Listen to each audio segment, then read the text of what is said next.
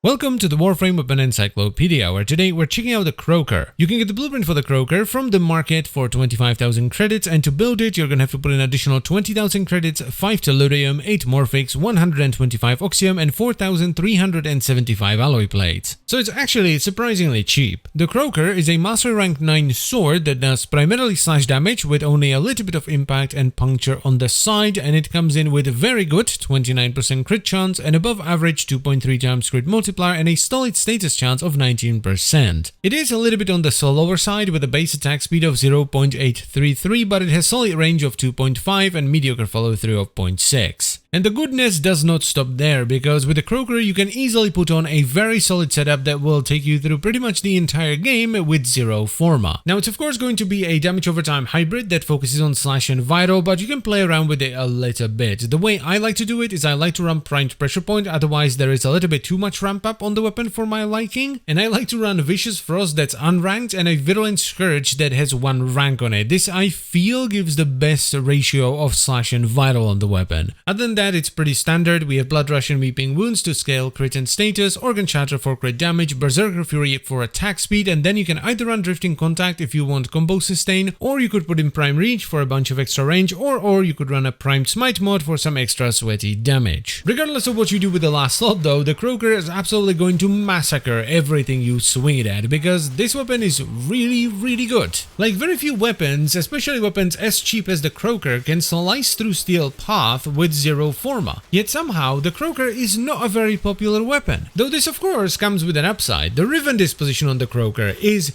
way too high for something with this much power. So if you get a Riven for the Krohkur, you basically just won the game. Especially if you then go with the extra sweaty route of running a Primed Smite mod on top of it. There is really nothing bad to say about the Krohkur. Yeah, the attack speed is a bit on the lower side, but I definitely wouldn't call it slow. And everything else is just well above average. The only reason I can think of for this weapon not being more popular is that it's a sword and people just don't like swords. That's pretty much it, because what other dirt cheap weapon can you pick up from the market, put zero forma on it, and go straight into slicing up the steel path? This thing is just a beast, and I will defend it till my dying days. So if you're looking for a really good sword, or just a good melee weapon in general, the Krohkur is a solid choice. Plus, if at any point you get bored of it, you can build another one and turn them into the Twin Krohkur and have a solid dual sword weapon instead. Though beware, because the Twin Krohkur, for whatever reason, are not as good as the singular Krohkur. Don't ask me why.